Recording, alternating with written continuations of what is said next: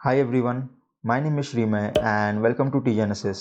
तो आज का वीडियो एक ट्रेड ब्रेकडाउन वीडियो होने वाला है जहाँ पे मैं मेरे रीसेंट ट्रेड्स ब्रेकडाउन करने वाला हूँ एंड आपको समझाऊंगा कि कैसे मैं इन ट्रेड्स को लाइव मार्केट में मैनेज करता हूँ, कैसे मैं अपना रिस्क एक्सपोजर एडजस्ट करता हूँ एंड इमोशंस कैसे इन्वॉल्व होते हैं, उनको कैसे कंट्रोल करना होता है, राइट। एंड आपको आपके अकाउंट को लेके कैसे प्रोसीड करना है, कैसा अप्रोच रखना है, ये हम इस वीडियो में देखेंगे। सो ये बहुत ही इंसाइटफुल वीडियो होने वाला है, इसलिए एंड तक देखिएगा। And without wasting any time let's move on to charts now. तो जो सबसे पहले हम जो एग्जांपल देखने वाले हैं वो है एचडीएफसी बैंक में। तो ये एचडीएफसी बैंक का 15 मिनट टाइम फ्रेम चार्ट है एंड ट्रेंड को समझने के लिए हम इस कैंडलस्टिक चार्ट को लाइन चार्ट में देखेंगे ताकि हमें ट्रेंड ईजिली समझ में आ जाए। ओके, सो ये जो माइनर अप ट्रेंड है, यहाँ पे मैं ग्रीन से मार्क कर रहा हूँ। तो ये जो अप ट्रेंड है वो एट दिस पॉइंट वो वॉयलेट हो गया है। तो ये जो लो है, जब इसको प्राइस ने वॉयलेट कर लिया तो एट दिस पॉइंट हम बोलेंगे कि ये ब्रेक ऑफ स्ट्रक्चर पॉइंट है। तो अगर आपको ब्रेक ऑफ स्ट्रक्चर के बारे में नहीं मालूम कि what exactly is a break of structure या फिर ट्रेंड कैसे आइडेंटिफाई करते हैं, तो आप हमारा फर्स्ट 2 वीडियो देख लीजिए या फिर वो एक प्लेलिस्ट में हमने बनाई है अंडरस्टैंडिंग मार्केट स्ट्रक्चर, वो देख लीजिए ताकि आपको एक इन डेप्थ आइडिया हो जाए कि what is trend and what is break of structure, ठीक है।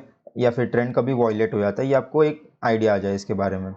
सो या मूविंग ऑन, अगर हम इसको कैंडलस्टिक चार्ट में देखें तो आफ्टर दिस एक्सपेंशन मूव, तो expansion move is nothing but sharp move, ठीक है। अभी ये जो डाउनवर्ड शार्प मूव आया है इसको हम एक्सपेंशन मूव बोलेंगे।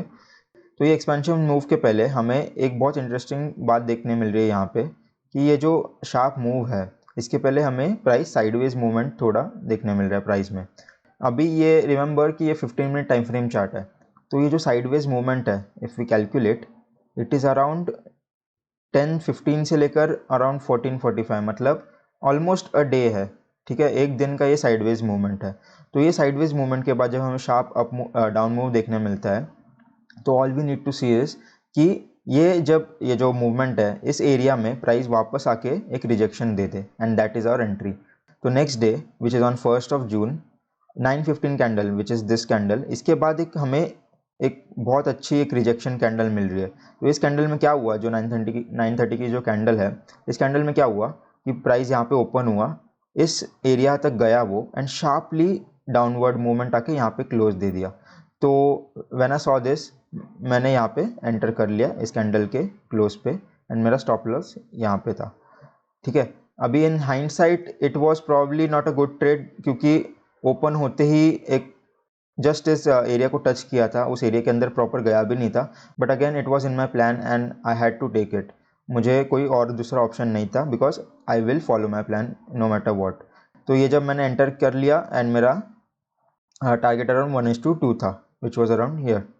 सो एंटर करते ही मार्केट ने एक अप मूव दे दिया and I was stopped out.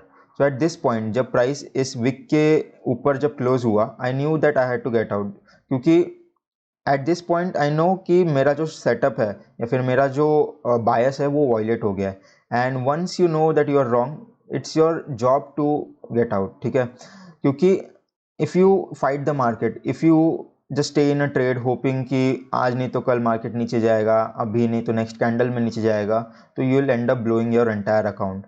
So price ने जब ये कैंडल के ऊपर जब क्लोज दिया तो I simply accepted the loss and I got out. But मुझे पता था कि अगर प्राइस अगेन इस एरिया पे अगर रिजेक्ट कर दे तो I have re entry opportunity and simply वही हुआ कि प्राइस इस एरिया में प्रॉपरली जब आया एंड मल्टीपल टाइम उसने रिजेक्शन दिया, तो at this rejection I simply entered at this close and यहाँ पे मेरा स्टॉप लॉस बहुत ही टाइट था, बहुत ही छोटा था and that's the reason I could score 1:3 in this trade. So in this day together my bias was always right. My bias was that market will go short right from here but my entry was missed, ठीक है। तो ये जब entry miss थी या फिर ये entry जब मेरी रॉन्ग प्रूव हो गई तो I simply got out and मैंने क्या किया, वापस री एंटर किया। तो इस फर्स्ट ट्रेड में मेरा 1 आवर का लॉस था एंड इस सेकेंड ट्रेड में मेरा 3 आवर का प्रॉफिट था। So overall I close the day in 2 hour profit. So that's what you have to do. Once you are proven wrong, all you have to do is get away from the trade, accept the loss and get out, ठीक है। फिर आप structure थोड़ा observe करो and then again you can think of re entries. Don't fight the market, don't क्योंकि देखो market को पता नहीं होता वो अभी कभी कैसे जाने वाला है, it is all random. Market मेरे अकॉर्डिंग भी नहीं जाएगा, आपके अकॉर्डिंग भी नहीं जाएगा। All you have to do या फिर all you have in control is your plan, your actions, ठीक है। तो simply when I got stopped out here, I simply reentered and I secured the profit. So moving on to the next trade. Next trade मेरा Apollo Tyres में है and यहाँ पे clearly हमें एक डाउनवर्ड ट्रेंड देखने मिल रहा है 15 मिनट टाइम फ्रेम पे, यहाँ पे मैं मार्क कर रहा हूँ। एंड ये जो डाउनवर्ड ट्रेंड है वो अराउंड दिस पॉइंट वायलेट हो गया, so this is our break of structure point, ठीक है। सो हमारा रूल क्या कहता है कि ब्रेक ऑफ स्ट्रक्चर के अराउंड हमें एक कंसोलिडेशन एरिया देखना है एंड उस कंसोलिडेशन एरिया के बाद हमें उस कंसोलिडेशन एरिया से एक शार्प मूव देख के वापस जब प्राइस उस एरिया में आए तो हमें एंट्री लेनी है, right. But at this point यहाँ पे इस ट्रेड में मेरा थोड़ा मिसजजमेंट हो गया, क्योंकि ये कंसोलिडेशन एरिया के बाद मैंने शार्प अप मूव का वेट ही नहीं किया। मैंने सिंपली ये छोटा अप मूव देखा on line chart and I was convinced कि ठीक है इतना up move is enough and all I had to see was a rejection. And वो रिजेक्शन मुझे यहाँ पे दिखा, तो मेरा स्टॉप मैंने यहाँ पे एंटर कर लिया था लॉन्ग पोजीशन एंड मेरा स्टॉप लॉस ये कैंडल के नीचे था। सो ये ट्रेड ने इन दी एंड एक ब्रेक इवन ट्रेड था ये, it didn't hit my stop loss, ये तो अगले दिन का है, but at that day it didn't hit my stop loss and it didn't even go in my direction. And ये एक्चुअली एक मिसजज ट्रेड था, क्योंकि एज यू नो कि मुझे एक एक्सपेंशन मूव देखना था जो कि मैंने नहीं देखा and that resulted in a break even trade.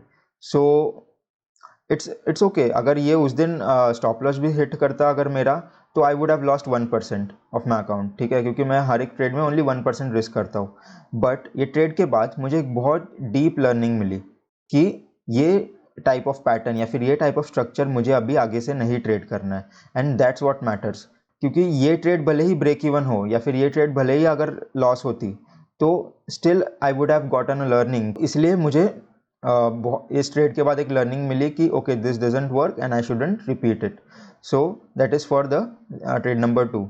So now let's move on to trade number 3. So again our example number 3 is on HDFC Life and इसको समझने के लिए मैं 5 मिनट में देखता हूँ ये चार्ट, क्योंकि 5 मिनट में हमें ट्रेंड एकदम इजीली समझेगा। तो ये देखो, ये जो अप ट्रेंड है यहाँ पे मैं मार्क कर रहा हूँ, एक रफली मार्क कर रहा हूँ, बट ये अप ट्रेंड है वो एट दिस पॉइंट वायलेट हो गया, this is our break of structure point. तो मैं इसको मार्क कर लेता हूँ। अगर आपको इसको इजीली समझना है तो लाइन चार्ट में देखियो, तो जब लाइन चार्ट में हम देखते हैं तो ये इजीली हमें ब्रेक ऑफ स्ट्रक्चर यहाँ पे समझ में आता है कि okay at this point our price has broken the structure. तो अगेन द सेम थिंग और सेम पैटर्न कि ये जो ब्रेक ऑफ स्ट्रक्चर है उसके आसपास हमें एक समवॉट एक कंसोलिडेशन एरिया मिल रहा है। उस कंसोलिडेशन एरिया के बाद प्राइस ने शार्प डाउन मूव दिया है। So again what we are aiming for is, जब प्राइस अगेन वापस इस एरिया में आए तो all we need to see is some rejections and then we can enter. So on 6th of July price entered this area, इस area में आया price and it started giving some rejections. Now remember this is 5 minute, okay. So ये rejection के बाद I wouldn't simply enter rejections on 5 minute, I need to see some strong close, ठीक है। तो ये रिजेक्शन के बाद प्राइस ने ये अच्छा क्लोज दे दिया अराउंड 10-20 कैंडल, ये जो बड़ी सी ब्लैक कैंडल दिख रही है। तो मैं इस कैंडल के क्लोज में भी एंटर कर सकता था by keeping my stop loss right here, but मैंने जब इसको देखा तब मुझे रियलाइज़ हुआ कि ये बहुत ही बड़ा एंट्री है, क्योंकि अगर इतना बड़ा मैं स्टॉप लॉस रखूँगा तो मुझे टारगेट भी बहुत बड़ा रखना पड़ेगा, राइट, एंड उससे मेरा रिस्क टू रिवॉर्ड इफेक्ट होगा। तो मैंने क्या किया, आई simply put a limit order on half of this candle and मेरा स्टॉप लॉस यहीं पे था। तो अगेन 1-2 कैंडल के बाद प्राइस ने ऊपर आया एंड मेरा ऑर्डर फिल कर दिया, ठीक है।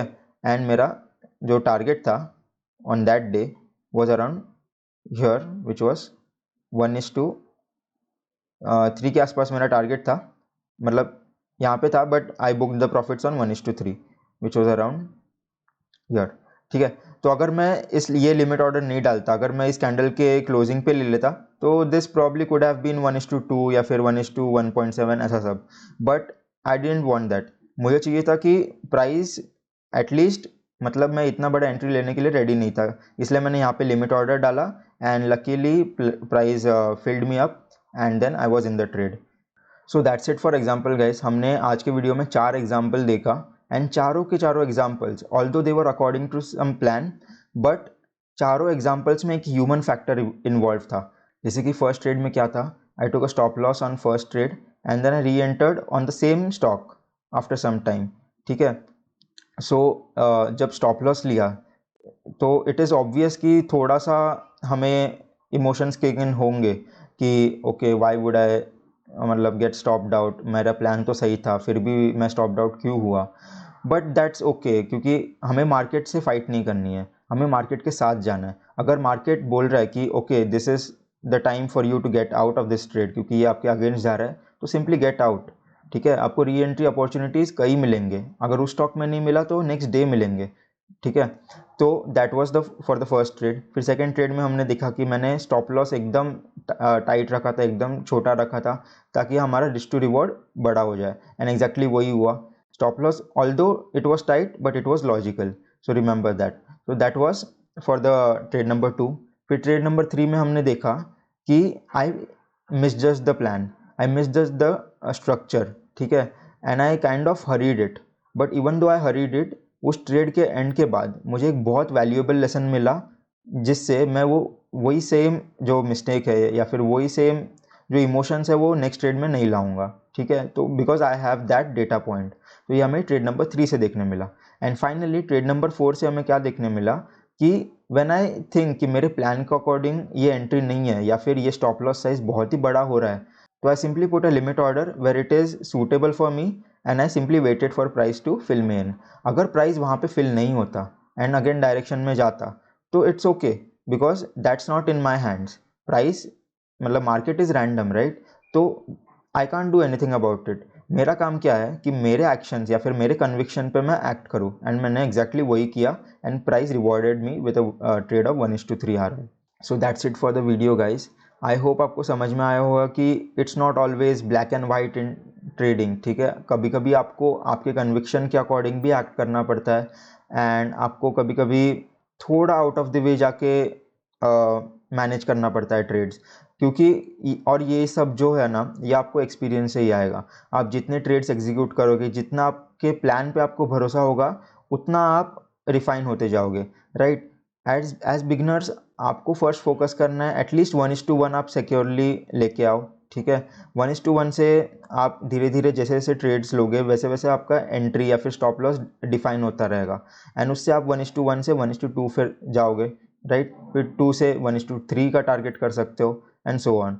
तो आपको स्टार्टिंग में ही 1:3 या फिर 1:5 ट्रेड्स एम नहीं करना है। आपको स्टार्टिंग में बस आपका एक ही एम होना चाहिए कि मैं मेरा प्लान फॉलो कर रहा हूँ या नहीं।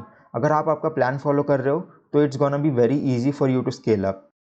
सो yeah I hope you like today's video, and अगर आपको कुछ भी डाउट हो तो you can always comment down below, या फिर you can contact us on Instagram, link will be in the description. We'll be happy to talk to you.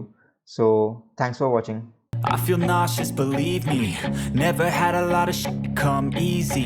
Had to work hard, struggle just to be me. Had to rise up just so they could see me. Did what I had to do just to feed me, and what was left over I put towards my dreaming.